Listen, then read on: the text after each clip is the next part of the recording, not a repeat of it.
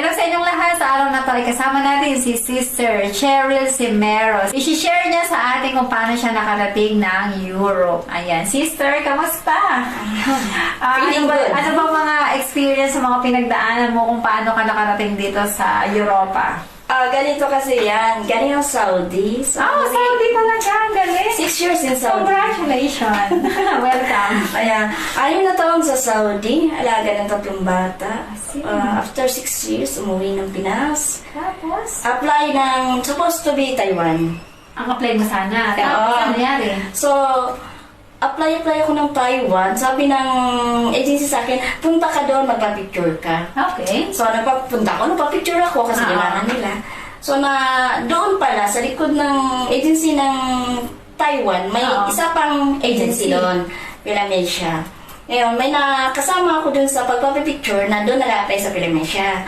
Papuntang. Saan ang-apply niya? Cyprus.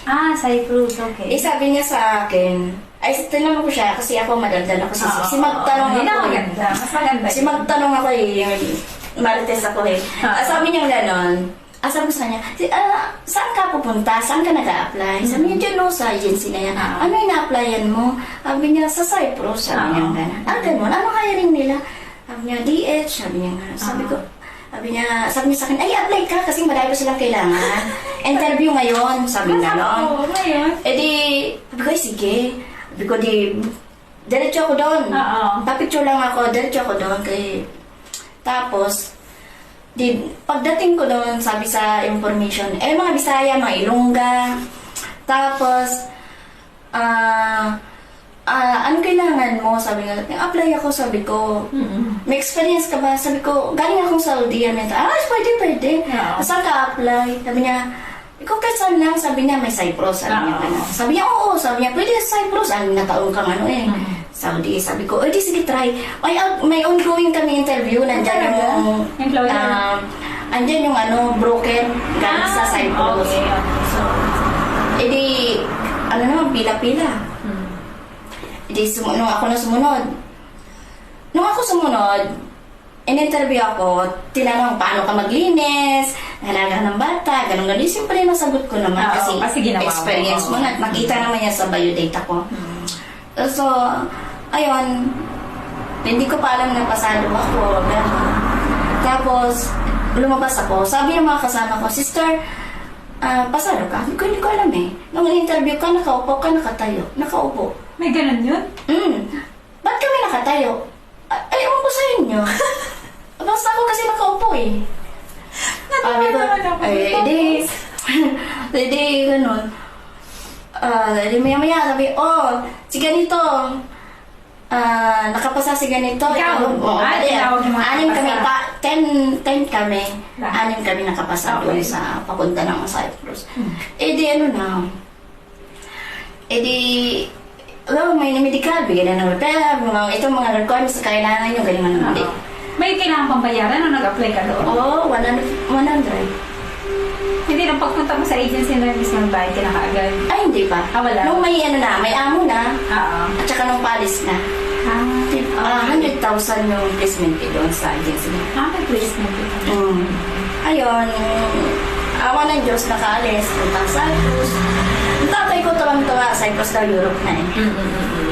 Placement fee mo ba sa Cyprus ay cash? Cash. Kailangan. Half-half. Half-half. May employer ka na, half. Tapos pag paalis na, yung half ulit. At nag-Skype interview rin kami ng amo ko sa Cyprus. Ang unang tanong sa akin is, are you a hardworking? Yes, of course. Sabi ko sa kanya. Kailangan. Sabi ko, kaya nga ako tumagal ng 6 years sa sa Saudi kasi hardworking ako. So, okay, nakarating na nga ng Cyprus. Tapos, pagdating mo ng Cyprus? Napunta ako sa farm. Ano ba dapat ang apply mo, Nani? Nani, pero ang bahay nila is nasa gitna ng farm. Ngayon? Kasi negosyo nila more on plants. Plants, seeds, Pagdating mo flowers, sa gano'n. Ayun, nalagyan naman ako ng bata. At the same time, nagluluto, may kasama ako doon. Pero mitikulosa yung babae. Duduruan kami, nag-aaway kami. Sigawan kami, malaman ako. Ayun. Tapos after 1 year lang ako sa kanya. Tapos? Naparelease ako.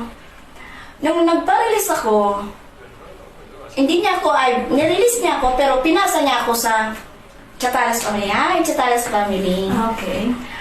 Doon ako, alaga din ako ng bata, kay Baby George yun. Doon ako tumagal ng 4 years sa kanila mahigit. Tagal mo pala dun sa Cyprus. 5 years. Doon ako tumagal, naging masaya ako doon, naging kontento, doon ako tumaba.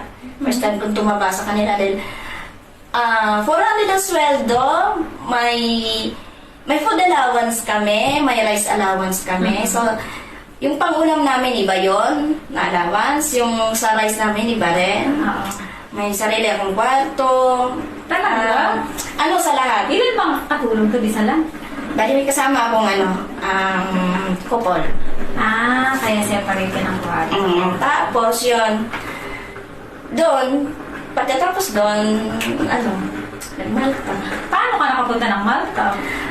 Ganito, may nagalok sa akin, isang kaibigan, na may isang kaibigan kasi ako pumunta ng Malta. So, Okay. ako, Malta tayo, try natin. Sabi ko na sa best friend ko. Sabi ko, best, punta tayong Malta, apply tayo. Sabi, sige pa, may kakilala ako doon. Sabi naman niya, di yun, kinontak-kontak, ganon-ganon. Ang naging amo ko sa Malta is from Libya. Hindi, paano ka naka-apply doon? May agency ba dito sa Cyprus na pwede? Wala. Paano? Direkta, pero yung amo ko doon sa Malta, may agency siya. May agent siya. Na mag-process ng papel ko, ganon-ganon. Kasi, hindi naman talaga sila ng Malta. Parang resident lang sila. Pero hindi sila, Yung tag dito, immigrant na or ganon. Hindi.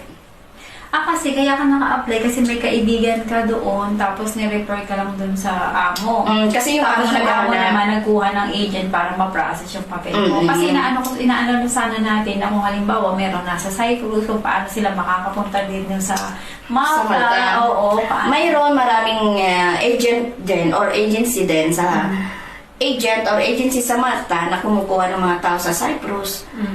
Or sa Cyprus may mga agency doon na papunta ng Malta. Pero malaki nga lang ang singil nila. Mga magkano kaya? Ako kasi wala akong binayaran kasi nga direct hire. Yung amo ko ang nagastos dun sa agent Yung niya. apply mo na yun? Wala. Ang amo ko ang malaking ginastos sa akin. Okay. Kasi tawag dito, nagpaalam na ako sa amo ko sa Cyprus na alis na ako. So sabi nila, maghahanap sila ng kapalit ko. Pag dumating na yung kapalit ko, aalis na ako. So aalis ako na hindi pa ako naka-flight. Na wala pa akong alis. So, hanggang nagkaroon na ako ng ticket ng July 7, papunta ng Malta, ticket lang, walang visa. Hindi ako in-apply. Ewan ko na sa agent na yun. Hindi ako in-apply ng Schengen visa or premium visa or whatever. Paano ka maka-fly? Ewan ko sa kanya. Ayan na, ito ako. Paano nangyari? Ticket lang, binili. Nakalusot ako sa Cyprus Airport. Hindi ako nakalusot ng Malta Airport. Hindi ako nakapasok ng Malta. Hanggang airport na. Tapos pinabalik ako ng airport ng Cyprus. Basaway. Bakit ka bumiyahin na wala kang visa? May escort ako Escort ko, sinundo ako ng agent sa Cyprus.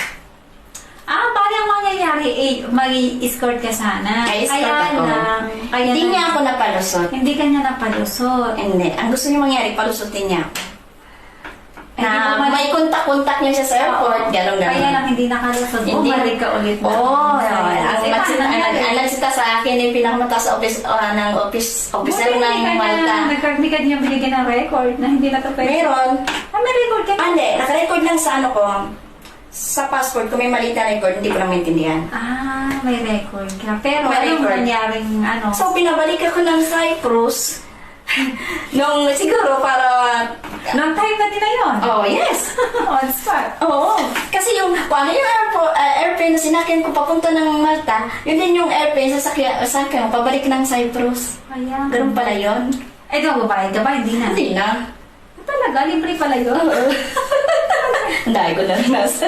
Tapos yun, Kasi alam na nga ng amo ko sa Malta na wala na akong trabaho at wala na akong amo. Kasi So, pinatira ako sa hotel for almost kulang-kulang 2 buwan.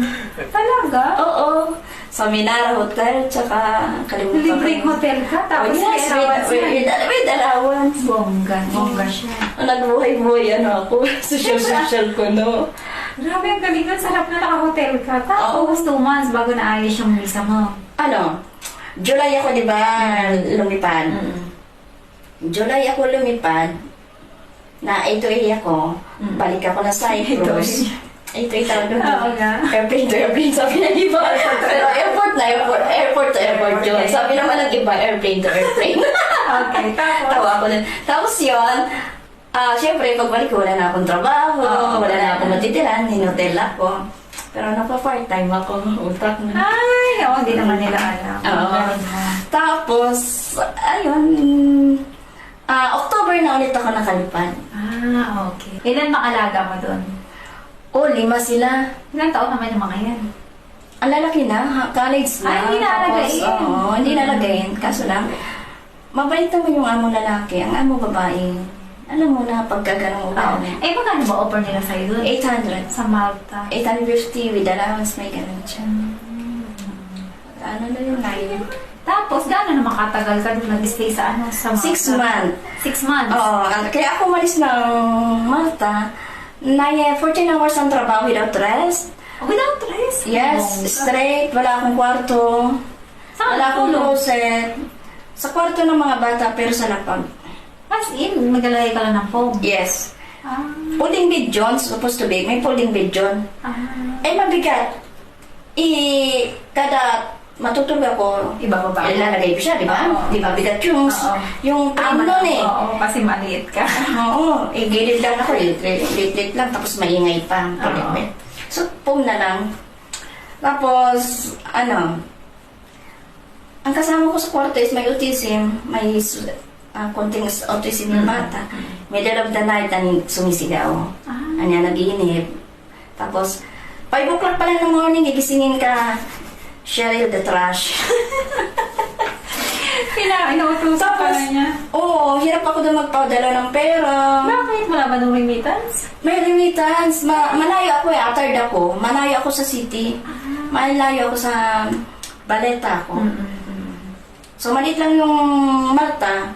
Pero, hirap ako in everything kasi nga, side pick ng amo. Talagang lalabas lang ako ng day off ko lang. Ano day off pala dun? Sunday. Whole day.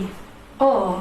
Dapat yun, 24 hours. Dapat Sabado, wala na ako sa kanila. Ayaw nila. Isa rin yun sa pinagawa Gusto nila namin. linggo ka aalis. Linggo lang.